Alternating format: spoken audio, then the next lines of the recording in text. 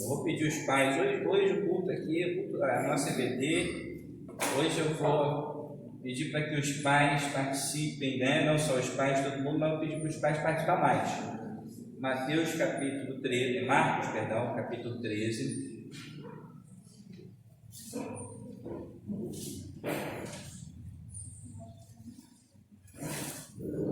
É um capítulo bem grande, mas eu separei aqui, né, uns versos aqui que são chaves.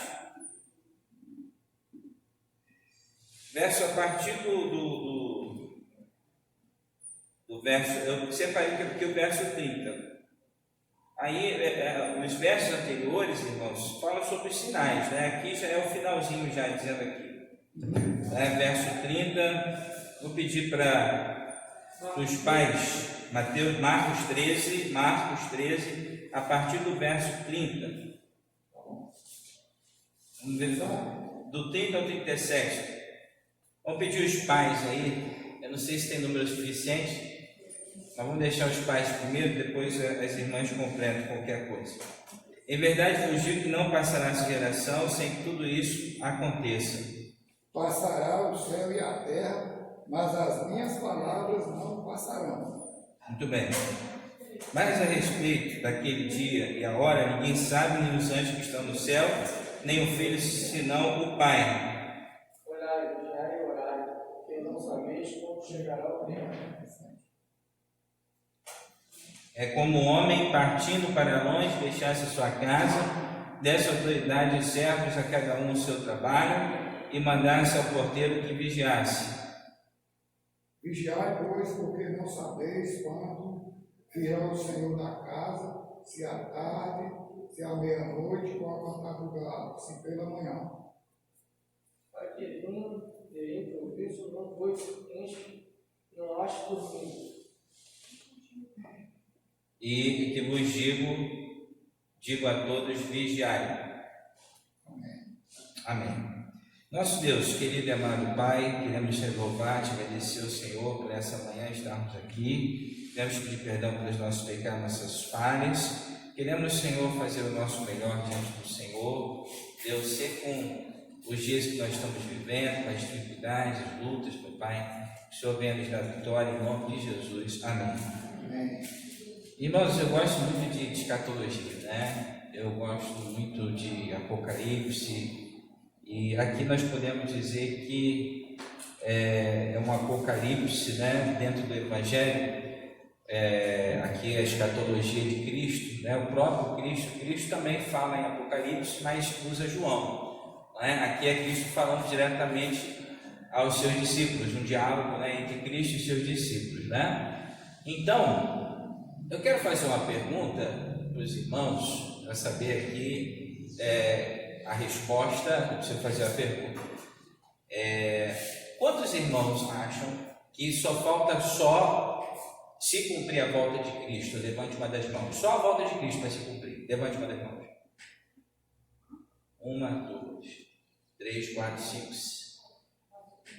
Agora, quantos acham que além da volta de Cristo ainda há coisas a se cumprir? 1, 2, 3, tem que levantar a mão 2 vezes aqui, né? Eu não vou fazer contagem aqui, vou pedir para contar de novo, mas eu já vi que os irmãos ficaram na dúvida, então se é a dúvida a gente vai tentar explicar aqui, né? Então olha só, essa lição aqui não é o fim, né? Dessa Jerusalém até a Nova Jerusalém tem muita água para rolar.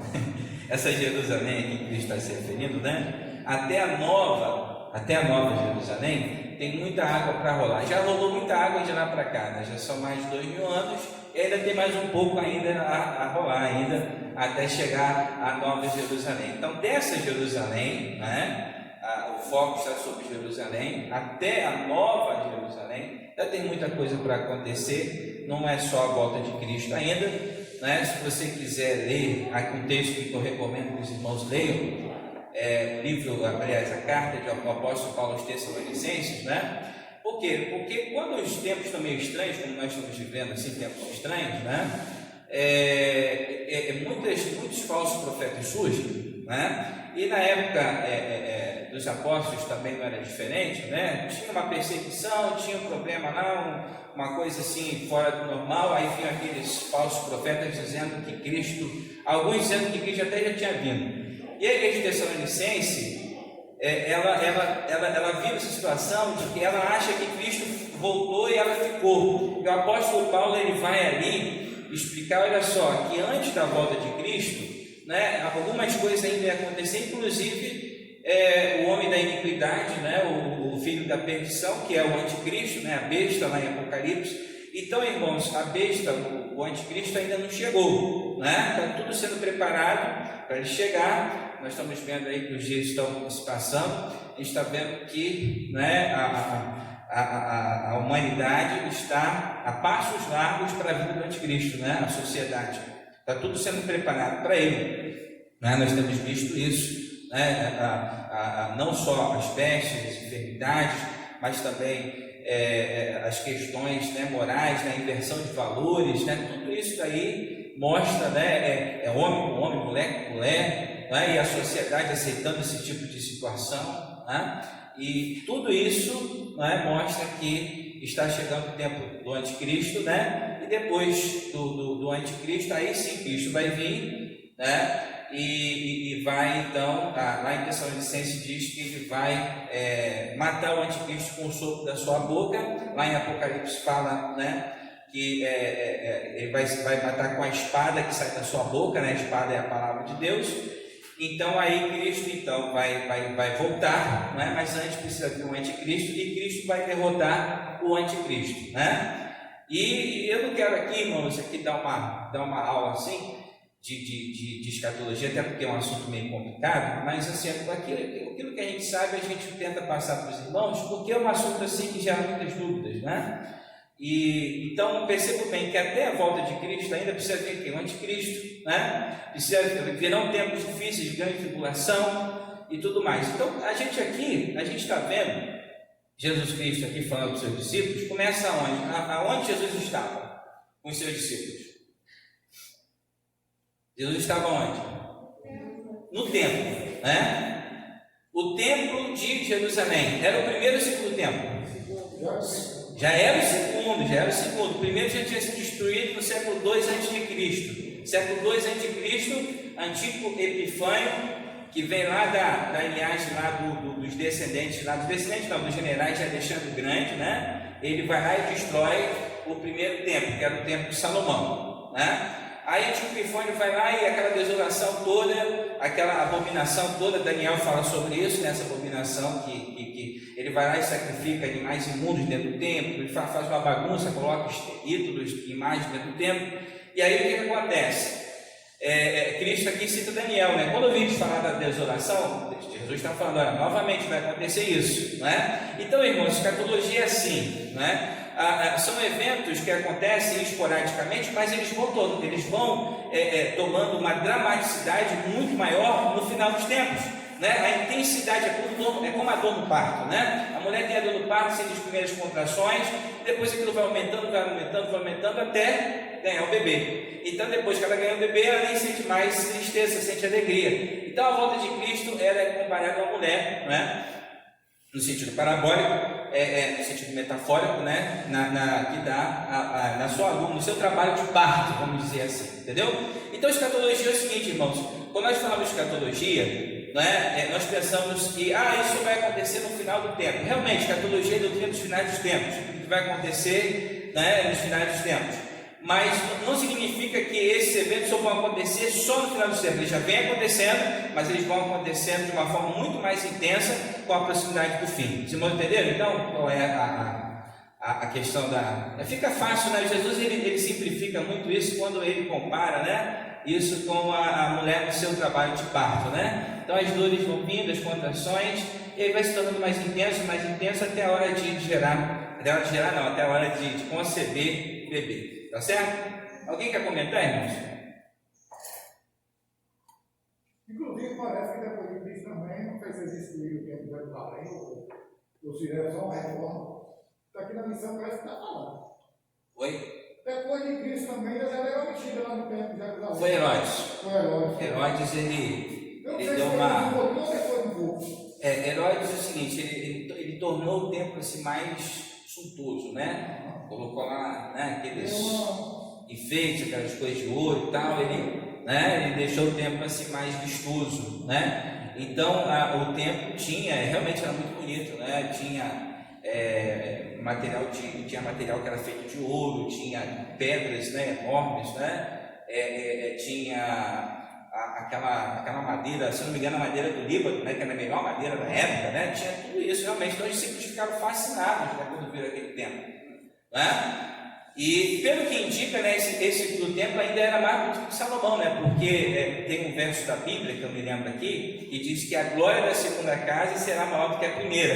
Então, pelo que dá a entender, mesmo na época de Salomão, naquela época do apogeu, né, daquele povo, dá a entender que esse templo realmente era melhor. Só que esse templo seria destruído novamente no ano 70 depois de Cristo.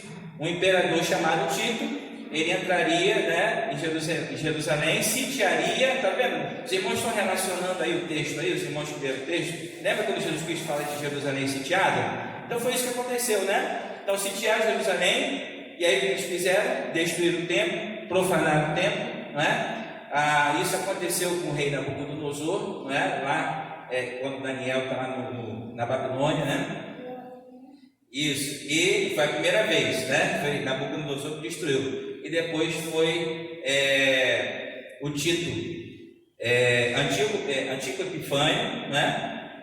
E agora esse último seria Tito, né? Seria Tito a destruir. Então, irmãos, na verdade nós estamos falando de 2 ou 3 tempos. Primeiro foi Nabucodonosor, correto? Os irmãos me ajudem aqui, agora eu fiquei. Primeiro foi Nabucodonosor por volta do século VI, mais ou menos século V a.C. Depois veio o Antíoco Epifânio, né? Século II a.C., né? Depois veio Tito. Então o templo foi destruído 3 vezes. Não é isso, irmão? 3 vezes, né? 3 vezes. Então o que acontece é o seguinte. Eu não tinha parado para pensar sobre isso, olha. Foi 3 vezes. 3 vezes. Isso. Então já era. Oi? Acho que foi duas destruições e uma reforma. Isso, foi isso aí. Foi Herodes que reformou. Isso aí. Então, irmãos, a questão aqui então começa justamente no templo de Jerusalém. Interessante que Jesus fala do fim justamente onde o Evangelho começou, né? Onde ali começou então, seria as testemunhas em Jerusalém, depois Samaria, né? E nos confins da terra. Então, irmãos, quando eu peço aqui para ler o versículo 30, eu vou dar aqui uma visão geral aqui do texto, depois eu vou partir para a leitura aqui. Pois Jesus Cristo fala aqui, parece que ele estaria para voltar, né? Assim, se a gente não souber interpretar aqui o texto, tem hora que a gente pensa, Jesus Cristo tinha hora que parecia que ele estava para vir imediatamente, né? Não demoraria tanto. Mas tem horas também que ele fala que parece que demoraria bastante para vir. Então, por isso que fala aqui no verso, eu pedi para ler a partir do verso 30, por isso. Em verdade vos digo que não passará esta geração sem que tudo isto aconteça. Você lê, a primeira impressão que você tem é o quê? Que a volta de Cristo está próxima, bem próxima, né? Naquela geração. Geração lapso de tempo de 40 anos, né? Ok. Aí depois, olha o que ele diz. Mas a respeito daquele dia, ora, ninguém sabe, nem os anjos que estão no céu, nem o Filho, senão o Pai. Então o que Jesus fala aqui, olha, ninguém sabe, né? Então aqui ele coloca o quê? A sua data de volta? Não é? Ele está dizendo, olha, ninguém sabe. E quando ele chega aqui, ele diz aqui que é necessário que o Evangelho seja pregado em todo mundo. Isso demora, não demora? O Evangelho ser pregado em todo mundo? Não é? Importa que o Evangelho seja pregado em todo o mundo. Verso 10. Então tem alguns versículos aqui que você entende que a volta de Cristo está próxima. Outros você entende que vai ser mais demorada, né? E como assim, pastor? Como a gente entende isso? Alguém assim tem assim uma ideia de como a gente entende isso? Inclusive, eu não sei se é verdade, mas já ouvi dizer que quando na igreja que é? Primitivo, é? Isso. Igreja primitiva. Diz que o pessoal ficava tudo reunido ali, pegava tudo que tinha ali, comia tudo ali junto ali. Diz que eles pensavam que ia tudo ia mostrar logo em ali. Isso. Eles doaram suas propriedades, né? Mas...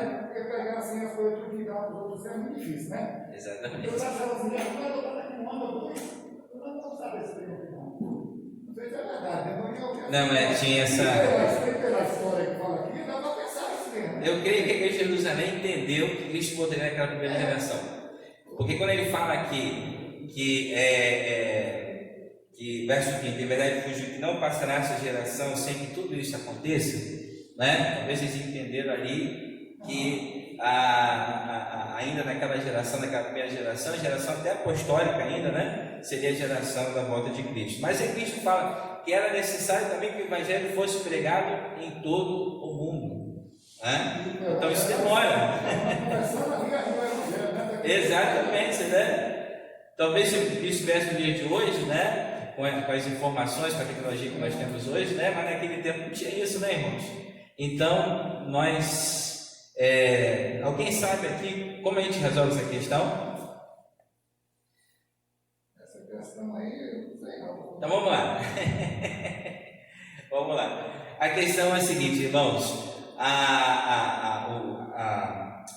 Cristo está se referindo, né, a algumas coisas que aconteceram naquela geração e outras coisas que iam acontecer, né, nesse período que vai da Jerusalém até a Nova Jerusalém, ou seja, né, vai ser todo o tempo, né, da história humana, né, até o final dos tempos. Então, para aquela primeira geração, observe que a pergunta é sobre o templo, né? Esse templo é muito bonito e tal, e Jesus fala, não ficará pedras sobre pedras. Então os discípulos respondem, mas como que será isso e tal? Os discípulos perguntam, e Cristo responde, olha, vai haver isso, vai haver terremotos, vai haver coisas. Então ele está falando no sentido generalizado, mas quando ele fala aqui, né, Jerusalém sitiada, né, quando ele fala do templo, ele está se referindo o quê? A Jerusalém. E quando ele fala, né, que essa geração não passará essa geração sem que tudo isso aconteça, na verdade, aquela geração testemunhou o fim, não o fim dos tempos, mas o fim do tempo, o fim daquele mesmo tempo que os discípulos estavam ali, não é, admirados, aconteceu no ano 70 depois de Cristo. Então, se a gente considerar que Cristo começou seu ministério com 30 anos, não é? Ele tinha ali por volta dos seus 30 anos, mais 40 anos, que é o período é o lapso de tempo de uma geração, 30 mais 40 dá quanto, irmãos? 70. Quando aconteceu justamente a destruição do templo? Foi no ano que? 70. Né? Então, aquela geração testemunhou o fim, não o fim dos tempos, mas o fim do tempo. Não é? E muitas coisas, irmãos, ali, em Apocalipse mesmo, né? Quando João escreve Apocalipse, o templo já estava destruído.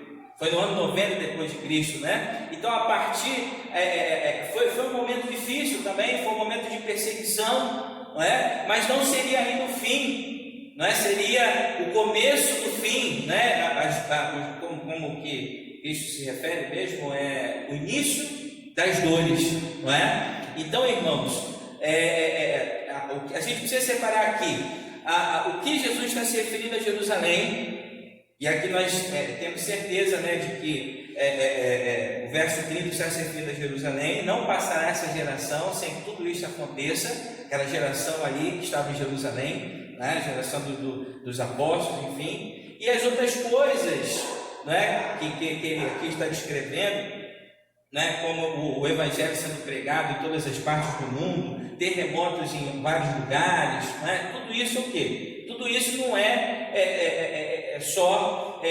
isso só não acontece em Jerusalém, mas acontece ao redor do mundo, não é? O mundo de um modo geral. Então, Cristo está falando do começo, né, do fim, e Jerusalém é justamente o lugar, né, aonde começa o Evangelho, e justamente ali naquele lugar de começo, Jesus Cristo falando sobre o fim, não só sobre o fim das coisas ali em Jerusalém, mas sobre o fim das coisas de um modo geral, né? Os irmãos entenderam, irmãos? Então a gente precisa separar aqui quais são os versículos que Cristo está se referindo a Jerusalém, né? Porque na verdade ele faz ali, ele coloca ali versículo por versículo, né? E cabe a gente interpretar, né? Cabe a gente interpretar. Ele não está falando, ó, isso aqui vai acontecer só em Jerusalém. Não, isso aqui vai acontecer no resto do mundo, não é? Cabe a gente interpretar. Então a parte do tempo, a parte aqui dessa geração aqui, que não passa nessa geração antes que essas palavras se cumpram. Por quê? Porque eles testemunharam não o fim dos tempos, mas o fim do tempo, né? Os irmãos entenderam? Então a gente precisa, né? Porque Cristo ele não interpreta para a gente, né? Cabe a gente interpretar da melhor forma possível, da forma correta, né? E muitos irmãos, eu já vi livros, né? Que quando Cristo fala aqui de falsos profetas, eu já vi aqui livros, já li um livro, não me lembro de onde foi, falou que Cristo falhou, porque Cristo disse que ia voltar, né? Naquela geração, aqui, pega esse versículo 30 aqui, né? Que Cristo ele falhou, que houve a destruição do templo e tal, mas não houve o fim do mundo, né? Porque muitos acharam que realmente o fim do mundo aconteceria no ano 70 com a destruição do templo e outras coisas, mas Cristo está falando do começo do fim, está falando de Jerusalém, né? E dessa Jerusalém até a nova Jerusalém, tem muita água para rolar ainda, irmãos. Pois não. Então, pelo que entendi, Jesus estava explicando que o fim seria um templo, não? O tempo, exatamente. Muito bem. E os discípulos estavam tão estimulados pelo tempo que era lindo. Exatamente. Exatamente, né? Então essa é a interpretação, né? Você começa, o começo do texto é o quê? É os discípulos elogiando o templo, né? Isso aí, né? Então, olha, vocês que viram a glória do templo, essa mesma geração vai ver a destruição do templo, né? Vai ver o fim do templo. E aí o fim puxa outros fins, né? Aí vem o fim geral, né? Que vai acontecer em vários lugares, que ele fala de terremotos em vários lugares, não fala? Fala. Aqui no texto fala que os discípulos faziam muita pergunta a ele, passaram a fazer muita pergunta. Então, se é muita pergunta, é muita resposta, né? É verdade.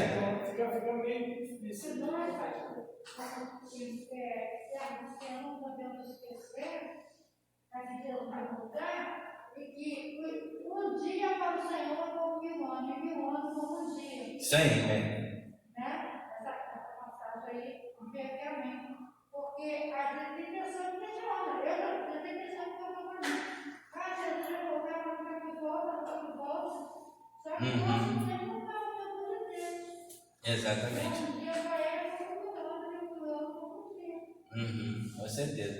Mas eu creio para que essa primeira Jerusalém, principalmente para quem era ali, quem era Jerusalém ali, né, os judeus ali, eles interpretaram como se a volta de Cristo fosse acontecer naqueles dias mesmo, naquela geração, né? E Jesus Cristo não estava falando ali do fim do mundo ou do fim dos tempos, mas do fim do tempo, né? Jerusalém sendo sitiado, o sofrimento, a dispersão que aquilo ia causar, e essa dispersão, irmãos, foi necessária até mesmo para a propagação do Evangelho, né? Porque com essa dispersão os judeus começaram, né, a ir por todos os cantos também e ajudaram também na propagação do Evangelho, né? Então os irmãos entenderam aí, irmãos? Deu para ficar claro essa parte? Agora vamos para a nossa revista, vamos ler aqui um pouquinho a nossa revista.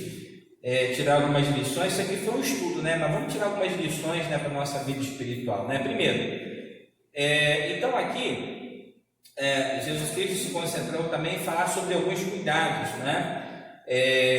Primeiro item: tenha cuidado para que ninguém ganhe vocês, né? Alguém pode ler, por favor?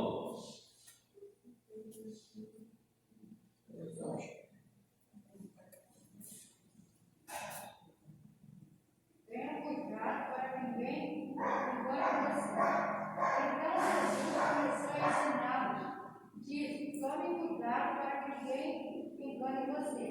É muito triste ser enganado, mas muita gente tem sido enganada ao longo da história, porque tem acreditado nos sinais de seus dias como sendo sinais mencionados aqui por Jesus fome. Esses sinais aconteceram e acontecem em diferentes períodos da história. À luz da Bíblia, o período conhecido como os últimos dias teve seu início quando Jesus ascendeu aos céus. Precisamos tomar cuidado para não sermos enganados. É por isso que precisamos conhecer bem a palavra de Deus. Não se precipite em dizer que Jesus vai voltar amanhã só porque hoje houve um terremoto de terra ou rumores de guerra. Muito bem. Tem países, né, irmãos, que a geologia, né, eu estava ontem assistindo o Discovery, né, e eu estava vendo que tem algumas ilhas, né, que até hoje são formadas, né, e elas são formadas através de vulcões, né. Então tem lugares que há bastante vulcões, né, outros lugares há bastante terremotos. O Brasil não é um lugar desse, né.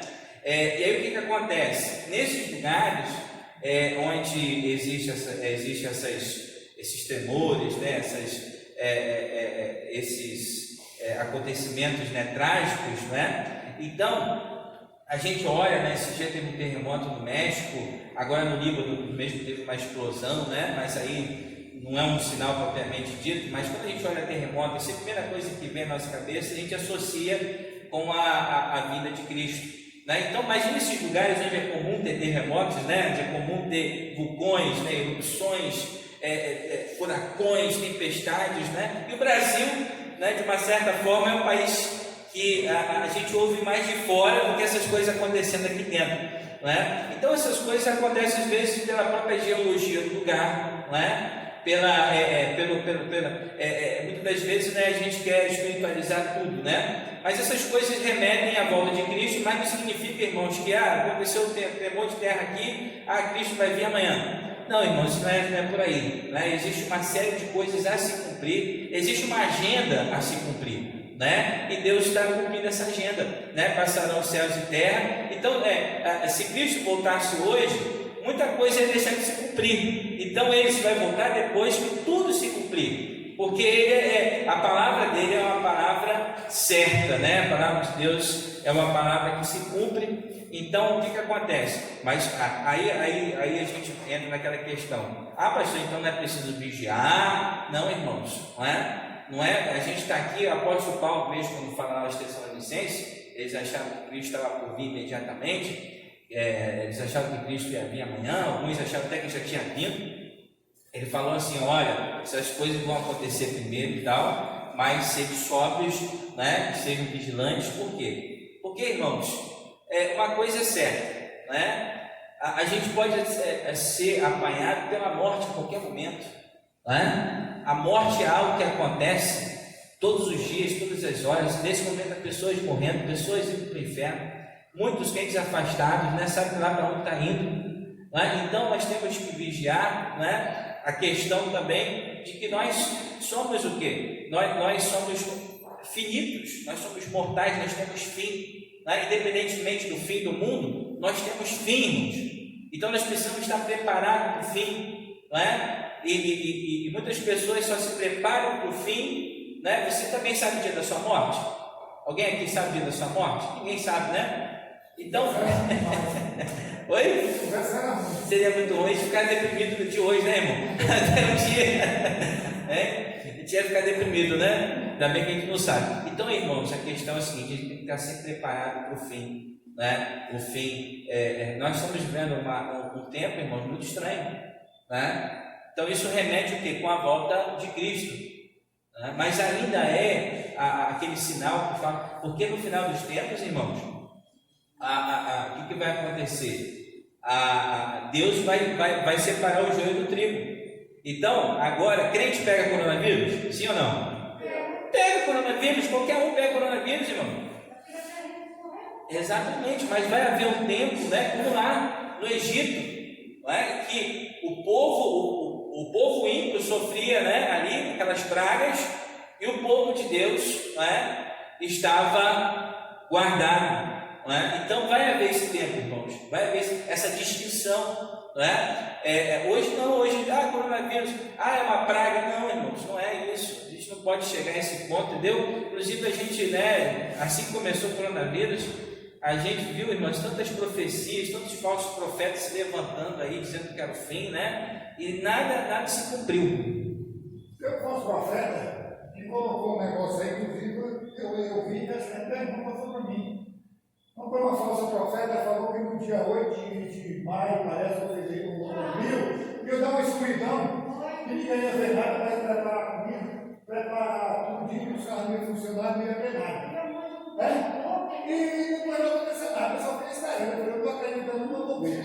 Chegou o dia, do mesmo jeito e passou. Será que aquela pessoa não ficou com vergonha dessa? Essa pessoa desde já morreu, isso é antiga. A primeira pessoa que falou sobre isso foi uma senhora, se eu não me engano, ela é bem antiga já. Aí tem sempre aqueles que pegam carona, né? Não, mas essa aí falou que era, ele era irmão. Não, mas esse daí já não é a fonte original, já morreu, se eu não me engano, não sei nem se existe mais. Foi uma senhora idosa que fez essa profecia, isso daí já é antigo já, irmão. Mas aí, sabe, eu estava pesquisando sobre isso, eu vi que isso aí é antigo já, entendeu? Mas essa aí não foi essa história, não. Essa aí foi a outra história. Essa aí parece que foi mais mentiroso ainda. Que falou que o presidente não deve ficar preocupado, que o mês de julho. O maior meio de destruição que é a falta de conhecimento, é a ignorância espiritual, né? Então os falsos profetas eles crescem aonde há o quê? A ignorância espiritual. Mas aonde não há ignorância espiritual, o que acontece? Resistir o diabo, ele fugirá, ele foge, né? Chega um irmão lá de uma seita aí que anda aí de casa em casa, aí não vou falar o nome, né?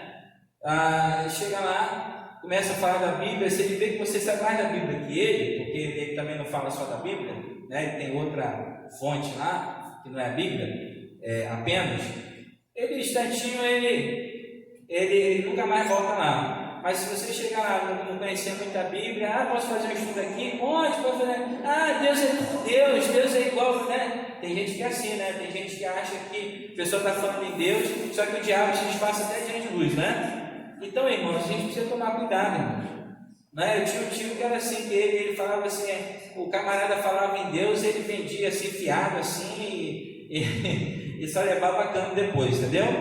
Porque conhecia a pessoa vinha, falava de Deus, aí já achava que aquela pessoa era uma pessoa responsável, não era, né? Então, irmãos, é o que a gente tem que procurar entender. A gente se apressa muito, a gente julga as pessoas com muita facilidade. Tem pessoas que são boas, que a gente acha que é ruim também. Tem o contrário também, né? Lembra aquele profeta, aquele homem que estava lá expulsando demônio, e João expulsou ele, né? Porque não andava com Jesus, e Jesus falou: quem não é contra mim, é por mim, né? Tem muita gente boa também, irmãos. Muita gente boa que a gente apedreja, né? Muita gente boa, mas quem tem o Espírito Santo de Deus não vai apedrejar aquele, né? Porque, como aqui fala, né, que a gente tem que estar cheio do Espírito Santo de Deus, para quando vier esse tempo de perseguição, né, a gente ter, né, discernimento para falar, para saber a palavra que está vindo até nós, se é verdadeira ou falsa. Tu viu, está até comentando lá em casa, tem muito mais gente boa do que ruim. Tem, claro. Senão o mundo já tinha explodido já. Tenha cuidado de orar e vigiar, né? Mateus 13, 37, vigie e ore, porque vocês não sabem quando chegará o tempo. A irmã falou, tem que estar preparado, né? Então, não importa quando será, não importa se vai ser hoje, se vai ser amanhã, né? Se a profecia, só falta só se cumprir a vinda de Cristo, e outras profecias ainda antes da vinda de Cristo, o importante é estar preparado, né? Porque o nosso fim pode chegar. Não pode chegar, eu não sei se eu vou, talvez o meu filho, né, vai ser aquela geração que vai ver o fim dos tempos, mas o meu fim, né, todos nós teremos um fim, né? Então, precisamos estar preparados. Tenham cuidado de orar e vigiar. Então, a oração aqui revela a nossa dependência de Deus e a nossa fé no caráter de como Ele é provedor. Ele é a fonte que supre a necessidade de Deus, pode suprir as necessidades materiais, mas as maiores necessidades que temos são espirituais. Amor, um mundo cheio de ódio; esperança, um mundo sem esperança; alegria, paciência, sabedoria.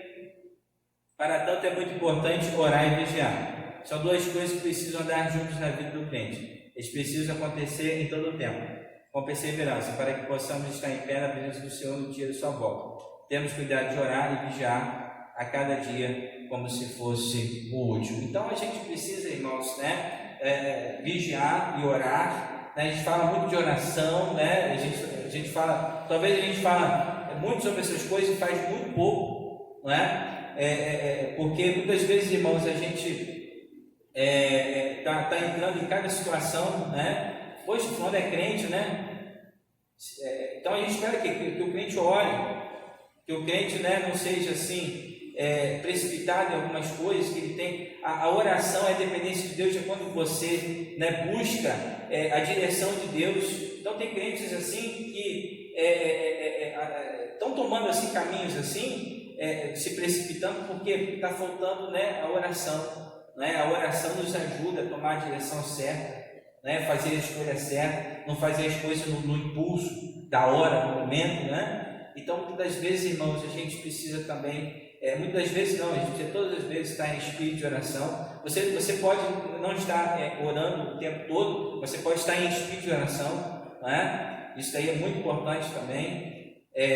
Neemias, por exemplo, quando chega lá o rei, ele estava em espírito de oração, né? Neemias, quando pede o rei para construir, né, o muro, o material, e ele lá, né, orando ao Senhor, né? E o rei nem sabia, né? Mas ele estava lá orando, né? E ele coloca lá no livro lá que ele falava com Deus e ao mesmo tempo falava com o rei, né? Para que Deus pudesse tocar no coração do rei. Então, irmãos, tempos difíceis, nós precisamos orar para saber qual direção tomar, né? Imagina você no deserto, né? Eu falei aqui na semana passada, toma uma decisão errada no deserto, vai custar o quê? A sua vida.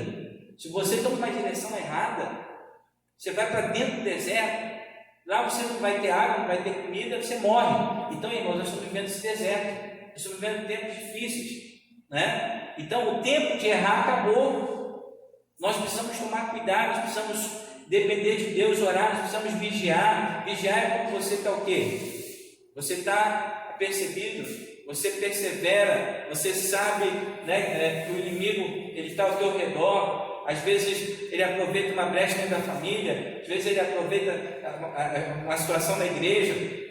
Não acho que você aqui na igreja precisa vigiar, sim ou não? Precisa vigiar também, meu irmão. Em todo lugar precisa vigiar, não é? O inimigo está ao nosso redor, ele está querendo tirar nós daqui e jogar lá fora. Então, irmãos, nós precisamos vigiar em qualquer lugar, nós temos que ser soldados, não é? Então, às vezes, pelo final dos tempos, as pessoas lá davam-se casamento e tal, e muita festa, muita coisa. Então, aí que diz que a vida de Cristo será como nos dias de Noé. As pessoas estão lá bebendo, se embriagando, né? E diz, ó, se o pai de família, o dia dos pais, né, soubesse que hora viria de vir ladrão, vigiaria. Então, irmãos, nós não temos que ficar embriagados, nós não temos que buscar, né, os prazeres da carne. Nós temos que buscar fazer a vontade de Deus, porque fazendo a vontade de Deus a gente vai estar mais perto de chegar a esse alvo, né, maravilhoso, tão difícil, mas é um alvo maravilhoso que é a gente estar pronto para no dia que Jesus nos chamar. Então, a conclusão, aqui fala aqui Marcos 13, as perguntas. Então Jesus responde todas as perguntas aqui. A única pergunta que ele respondeu, porque ele não sabia, foi o quê? Foi o dia da sua volta, né? O dia da sua volta. A única pergunta que ele não respondeu aqui, mas engraçado que Jesus não enrola, né? Ele fala, olha, eu não sei o dia, nem a hora, nem os anjos, somente o Pai Celestial, né? E depois que é assim, né? Uma vez tem uma pessoa leiga que deu uma ilustração muito simples, né? Porque quando você olha Jesus Cristo sendo Deus, né? Como que ele pode não saber disso? Jesus ele abriu mão de muita coisa, né? Sendo Deus, Jesus abriu mão de muita coisa, se sujeitou a muita coisa, irmãos, né? Se sujeitou aos homens, né? Se entregou lá a Pilatos, não foi? Se sujeitou a fome, sede, todas essas coisas. Então, Cristo, quando ele se fez homem, ele se sujeitou a muito mais coisas do que a gente pensa aqui.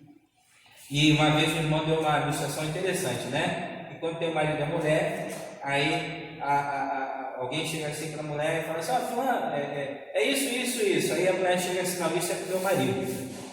Da mesma forma, Jesus está falando, isso aqui é com o Pai. Isso é com o Pai, não compete comigo. Né? Lembra que quando Jesus, por exemplo, acabou ali, Pai. Ali, aí já o Leandro agora já entrou, está falando junto comigo mesmo.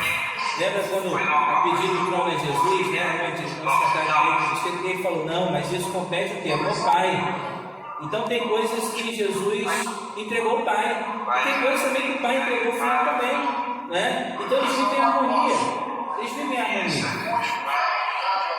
Então, irmãos, por último aqui,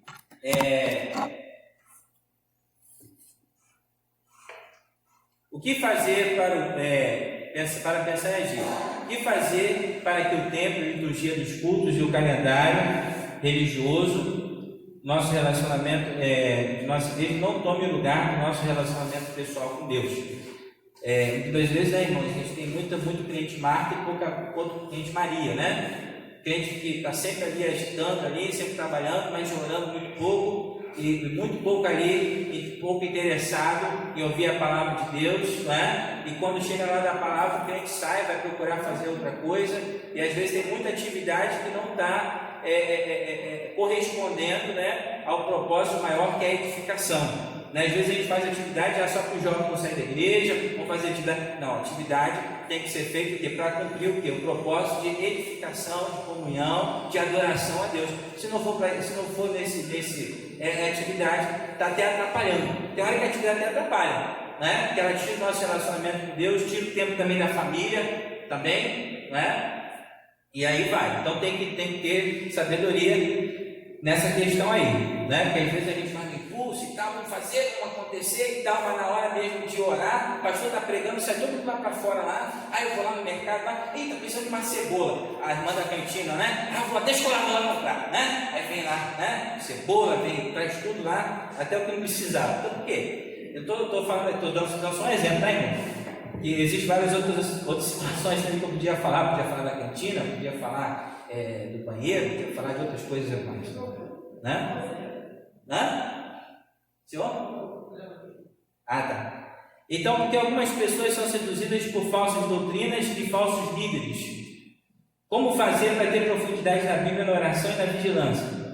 Precisamos mostrar ao mundo que não servimos a Deus em troca de bênçãos materiais, como isso é possível em tempos de sofrimento. Então, amados, que Deus nos abençoe, amém? Feliz Dia dos Pais, bom almoço, que Deus possa nos dar, né, um dia abençoado. Hoje é um dia feliz e triste para mim, feliz porque eu sou pai e triste porque eu perdi meu pai, né? Nessa situação também, né? Mas é assim, né? Antes a gente, né? Os nossos pais, a gente vê os nossos filhos, né? Antes os filhos verem os pais indo embora do que o contrário, né? Então a gente vê os nossos filhos com saúde, é tudo. Que Deus nos abençoe, amém? Pai querido, nos leve com a tua paz. Nós te agradecemos por essa lição tão maravilhosa, tão edificante, ó Deus. Muito obrigado, Senhor, por essa maravilha de lição, por esse aprendizado. Creio que esse estudo aqui tirou algumas dúvidas, meu Pai, e que possamos, ó Deus, tomar cuidado com os falsos profetas, tomar cuidado com esses tempos estranhos que nós estamos vivendo, com as ferramentas que o diabo está usando hoje em dia, meu Pai.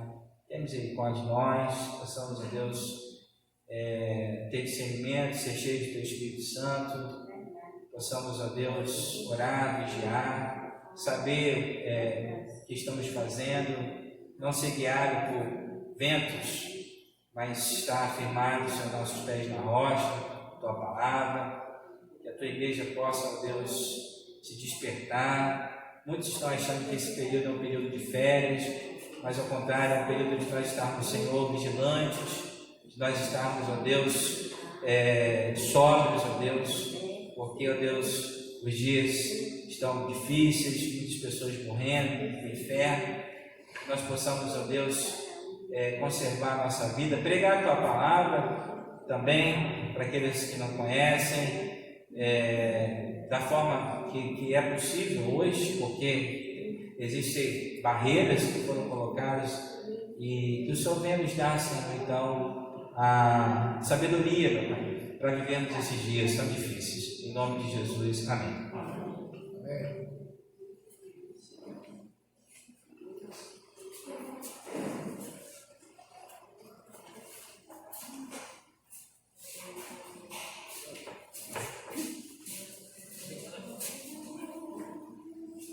Ela caiu lá, lá de fora.